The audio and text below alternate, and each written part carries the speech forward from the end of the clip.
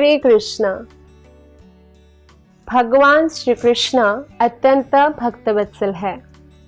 इसका प्रमाण मिलता है कि हमारे शास्त्रों के अनुसार अगर कोई कृष्ण के शरणागत हो जाते हैं तो उनको बाकी समस्त लाभ, जैसे कोई पर्वत की चोटी पर एक टांग पर खड़े होकर कोई तपस्या कर रहे हैं उसका जो फल मिलेगा, या जितने भी पवित्र नदियां में है उनमें स्नान करने का जो फल मिलेगा, जितने भी महान महान यज्ञ हैं उसको करने से जो फल मिलेगा, तपस्या, व्रत, दान, दक्षिणा, यज्ञ से जो भी फल मिलेगा, जो कृष्ण के प्रति शरणागत है उनको ऑटोमेटिकली वो सब फल मिल जाता है। हम इस संसार में रह रहे हैं तो हम किसी न किसी प्रकार से हर एक वस्तु या हर एक व्यक्ति के प्रति ऋणी हो जाते हैं। जैसे हमारे पूर्वजों के हम ऋणी हैं क्योंकि हमें जन्म दिया है, या हम जो हमारे आसपास जो कीट, या जैसे सांप भी है, सांप भी हवा से कार्बन मोनोऑक्साइड लेते हैं। कार्बन मोनोऑक्साइड बहुत ही विषैला जो है वायु है तो ग्रहण करते हैं। तो इस प्रकार से भी जो हमारे आसपास पेड़ पौधे हैं वो ऑक्सीजन दे रहे हैं तो कार्बन डाइऑक्साइड ले रहे हैं, तो हम ऋणी हो जाते हैं। तो देवताओं के प्रति हम ऋणी हो जाते हैं क्योंकि सूर्य देवता हमें फ्री में लाइट्स दे रहे हैं। अदरवाइज सरकार तो बिजली का बिल, सरकार डिमांड करते हैं कि आपका इतना बिल है बिजली का या पानी का, लेकिन हमें वरुण देवता या वायु देवता या समस्त देवता हमें फ्री में दे रहे हैं, तो उनके प्रति भी हमारा ऋण होता है, या हमारे रिलेटिव्स के प्रति भी हमारा ऋण होता है। तो इस प्रकार हम बहुत सारे ऋण में बंदी हो जाते हैं। लेकिन जो भगवान श्री कृष्ण की भक्ति करते हैं वो किसी भी ऋण में बंदी नहीं होते।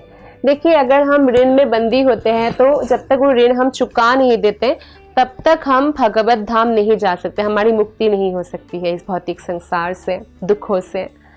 तो जैसे साधुओं का भी हमारे ऊपर ऋण है। साधु लोग यज्ञ करते हैं तो भक्ति करते हैं, तो उनकी कृपा से ही हम जीते हैं एक्चुअली। तो साधुओं का जो ऋण है हमारे ऊपर वो हम शास्त्र अध्ययन से चुका सकते हैं।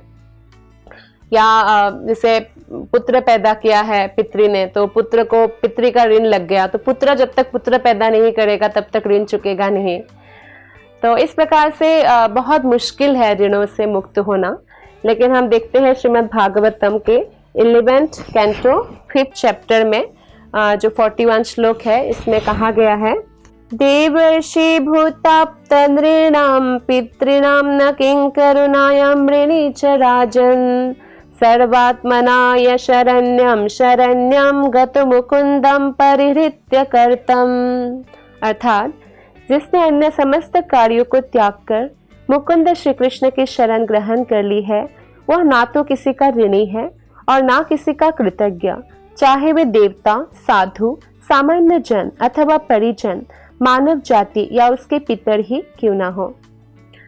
तो हम स्पष्ट देख सकते हैं कि भगवान श्री कृष्ण के जो भी शरणागत होते हैं तो वो समस्त ऋणों से मुक्त हो जाते हैं। इसलिए भगवान कृष्ण भी भगवत गीता में कहा है, सर्वधर्मान परित्यज्य मामेकम शरणं व्रज।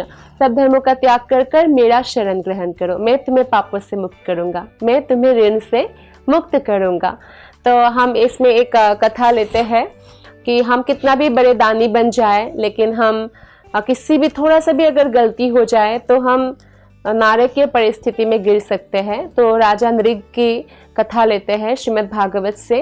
तो राजा नृग बहुत बड़े दानी थे, उनका जो पुण्य था ऐसा दिखता था जैसे अंतहीन है।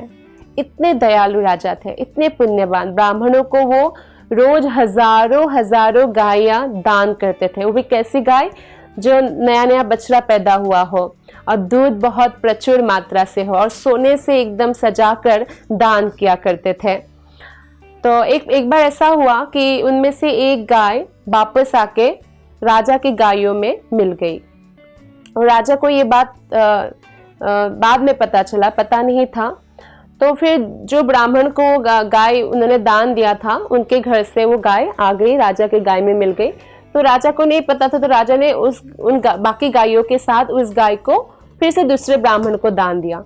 फिर दोनों ब्राह्मण उस गाय पर अपना अधिकार जताने लगे कि मेरे को दान किया गया है, मुझे। दोनों ही छोड़ने के लिए तैयार नहीं थे। तो राजा नृग ने कहा कि हे ब्राह्मण देवता, मैं आप लोगों को और हजारों हजारों गायें दान कर दूंगा, प्लीज आप इस गाय को छोड़ दीजिए। लेकिन कोई भी छोड़ने के लिए तैयार नहीं थे और नाराज होकर चले गए। तो इससे क्या हुआ, राजा नृग जब यमराज के सम्मुख गए, जब वो उनको जाना पड़ा इस कारण से, तो उनको पूछा गया कि आपका पुण्य तो अंतहीन दिखाई देता है, तो आप पुण्य भुगतना चाहेंगे कि पाप पहले? तो उन्होंने कहा मैं पाप भुगतना चाहूंगा। तो वो तुरंत ही यमराज ने कहा ठीक है ऐसा ही हो फिर। तो वो तुरंत ही एक कुआं में बड़ा सा छिपकली बनकर गिर गए। बाद में भगवान श्री कृष्ण जो बहुत ही भक्तवत्सल है, तो उन्होंने उनके जो बच्चे हैं सांबा इत्यादि सब बच्चे खेल रहे थे और देखा कि इतना बड़ा छिपकली है कुएं के अंदर, तो उनको हेल्प कर रहे थे निकालने में। तो वो कुआं सूखा हुआ था। तो बाद में उन्होंने नहीं निकाल पाया, तो अपने पिता कृष्ण को बुलाया और कृष्ण ने बस लेफ्ट हैंड से टच करने से ही वो राजा नृग फिर अपने स्वरूप में आ गए, दिव्य स्वरूप में, और पूरी कथा सुनाई भगवान को।